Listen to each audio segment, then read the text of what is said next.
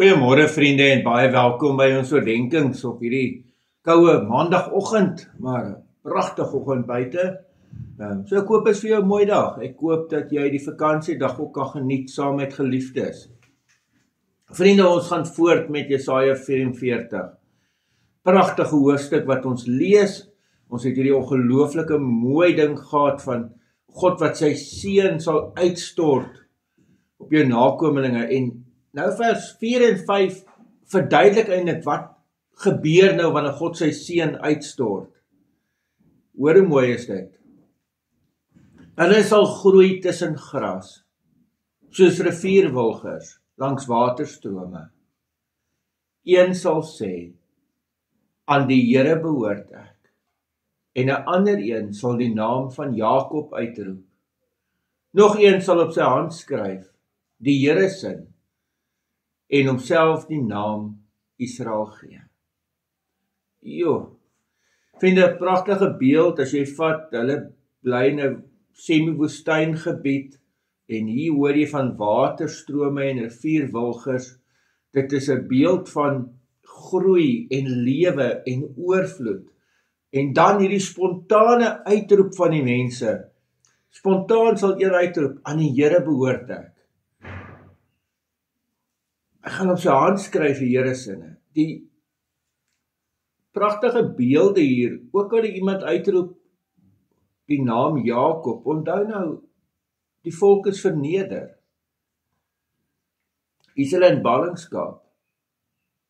En is eintlik half skaam vir hulle naam. Maar hier nie, hier word dit uitgeroep. Daar is verskillende moontlikhede oor die betekenis van hierdie gedeelte waar sy nog een sal op sy hand skryf, die Here se en homself die naam Israel gee. Wanneer iemand as 'n slaaf verkoop is hy baie keer gemerk en daar is 'n naam op hom geskryf. En dit kan wees dat hierdie daarby aansluit en dat iemand homself dus gewilliglik vir die Here gee en dat die bedoeling van die teks dan is dat die Israeliete mag hy uittrek, die Jode en opgewonde roep aan die Here behoort ek, en dan ander mense by die volk gaan kom aansluit, want hulle wil ook aan die Here behoort, en hulle wil ook die naam Israel dra.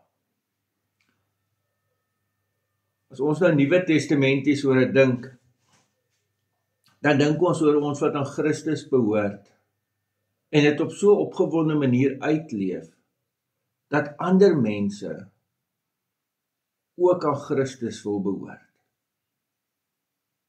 Mag ons dit vandag doen. Amen. Here almagtige God, baie dankie ook vir hierdie wonderlike teks. Dankie vir die pad wat ons mag loop deur Jesaja. En ja, Here, as dit vandag jeugdag is, dan bid ons dat U ook met die jeug van hierdie land mag wees. Maar ook met ons eie kinders. Dat U vir hulle sal vashou en bewaar. In die naam van ons Here Jesus Christus. Amen. Vriende, mag jy 'n baie mooi en 'n baie geseënde dag hê. Totsiens.